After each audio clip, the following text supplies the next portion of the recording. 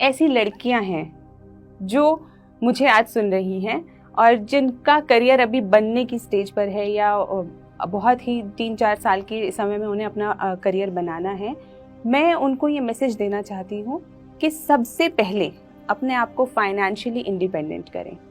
तो आप किसी भी एग्ज़ाम की तैयारी कर रहे हैं, लेकिन साथ साथ आप अपने पैसे कमाना स्टार्ट कर दीजिए, क्योंकि उससे जो आपकी क्लैरिटी आएगी, उससे जो आपको एम्पावरमेंट महसूस होगी, वो आपको और बड़े एम्स बनाने के लिए मदद करेगा। क्योंकि जब हम एक मध्यम वर्गीय परिवार से बिलोंग करते हैं तो उस वक्त पे हमारे सपने भी कहीं ना कहीं मध्यम ही रह जाते हैं।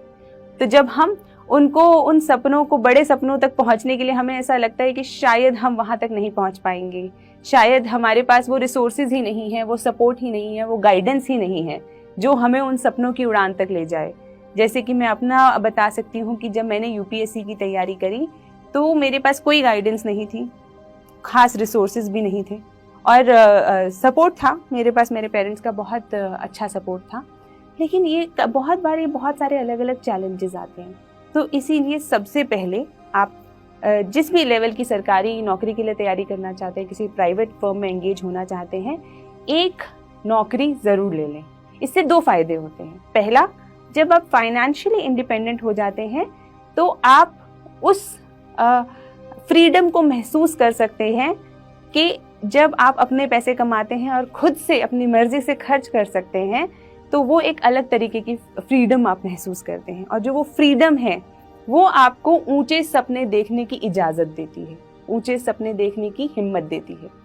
दूसरा, जब आप कमाने लगते हैं तो आपको कीमत महसूस होती है, आपको महसूस होता है कि जो ये मेहनत है, जब मैं इतनी वैल्यू पे इतना कमा सकती हूँ, तो जब मैं अपनी वैल्यू बढ़ा लूँगी, जब मैं अपने आप को और स्किल्ड कर लूँगी, जब मैं अपने आप को और ज़्यादा वैल्यूएबल कर लूँगी इस समाज के अंदर, तो शायद मैं और ज़्यादा कमा पाऊँगी। तो वो जो आपकी सोच है वो आपको बड़े सपने देखने के लिए मोटिवेट करती है। तो ये सबसे पहले फाइनेंशियली इंडिपेंडेंट होना है। दूसरा, ये जो आप फाइनेंशियल इंडिपेंडेंस लेंगे, ये आपका प्लान बी बनेगा। जब आप यूपीएससी की तैयारी करेंगे या किसी भी और बड़े एग्जाम की अगर आप तैयारी कर रहे हैं, तो आपके पास पीछे प्लान बी है। आपको पता है कि आपके पास एक फॉल बैक ऑप्शन है, तो जो आपको हिम्मत दे रखेगा।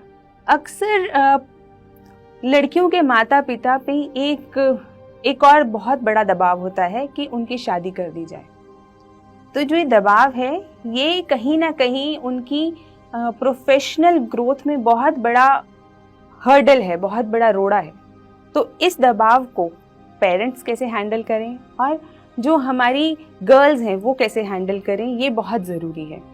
क्योंकि जैसे ही आप कोई ऐसे वाले एग्ज़ाम जिसमें समय ज़्यादा लगता है, चाहे वो मेडिकल की तैयारी है, चाहे वो यूपीएससी का एग्ज़ाम है, चाहे वो सीए की पढ़ाई है, जिनमें ज़्यादा समय लग जाता है, 2-3-4 साल लग जाते हैं ग्रेजुएशन के बाद भी। तो उन सारे एग्ज़ाम्स की तैयारी के अंदर सबसे बड़ी परेशानी क्या आती है कि रिश्तेदार बोलते हैं, अब इसको और कितना पढ़ाओगे, लड़का तो मिलेगा नहीं इसके लायक। दूसरा कि अब शादी कर दो ना, अपने ससुराल जाके पढ़ लेगी।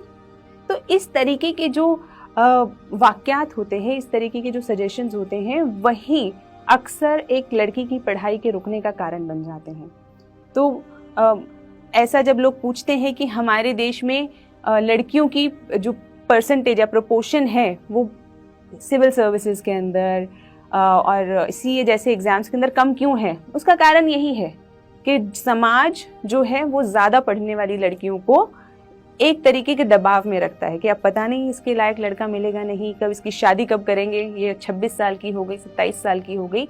तो इन सब दबाव से आपको उभरना होगा, क्योंकि जो लायकता है उसका कोई पैमाना नहीं होता कि वो 26 पे आएगी कि 27 पे आएगी। लेकिन सबसे ज़रूरी क्या है, लायक बनना। तो ऐसे जो पेरेंट्स हैं, मैं उनको बोलूँगी, मेरे पेरेंट्स ने मुझे सपोर्ट किया और मैं उनसे गुजारिश करूँगी कि वो भी आगे अपनी बेटियों को सपोर्ट करें, क्योंकि उनके सपोर्ट के बिना, समाज का मुझे नहीं पता, लेकिन उनके सपोर्ट के बिना बेटियों को पर नहीं मिलते।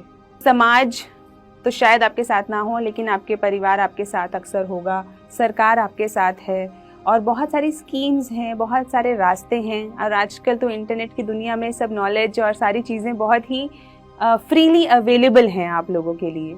तो इन सब अपॉर्चुनिटीज़ का फ़ायदा उठा के कोशिश कीजिए कि आप अपने आप को एक सशक्त महिला या सशक्त लड़की बना सकें। क्योंकि अक्सर ऐसा होता है कि चाहे हमारे पास सब कुछ हो, लेकिन हम कई बार हिम्मत नहीं कर पाते। तो एक सिविल सर्वेंट के तौर पे एक लड़की जिसने शायद अपनी हिम्मत से ही सब कुछ पाया है, तो उस व्यक्ति के तौर पे मैं आपसे कहना चाहूँगी कि आप लोग हिम्मत करें, सपने देखें और सपनों को सच करने के लिए उतनी मेहनत भी करें। देखिए, ऐसी कोई चीज़ नहीं है जिसके लिए जो पाने लायक हो और उसके लिए सैक्रिफाइस ना लगता हो। सैक्रिफाइस लगेगा, आपको चैलेंजेस भी आएंगे, रुकावटें भी आएंगी और बहुत सारे हो सकता है कि निराशा भी हो। आपको ऐसा कई बार लगे कि शायद ये दूसरे कर सकते होंगे, मैं नहीं कर सकती, या दूसरों के पास ये चीज़ ज़्यादा है इसीलिए वो कर पाए और मेरे पास ये नहीं है इसलिए मैं नहीं कर पाऊंगी। तो जब भी आपके मन में ऐसी चीज़ें आएँ तो याद रखें, थोड़ी उठा के ना महान लोगों की बायोग्राफीज पढ़ लें, है ना, किसी की भी पढ़ लें, इब्राहिम लिंकन की पढ़ लें, विवेकानंद जी की पढ़ लें, गांधी जी की पढ़ लें। आप खुद महसूस करेंगे कि हमारे चैलेंजेस तो उनके चैलेंजेस के आगे कुछ नहीं थे, और उन्होंने जिन चैलेंजेस को ओवरकम करके महानता को हासिल किया, वो हमारी छोटी मोटी परेशानियों को, मतलब हमें खुद को ऐसा तुच्छ महसूस होने लगेगा कि हम कितनी छोटी परेशानियों से परेशान हो रहे हैं।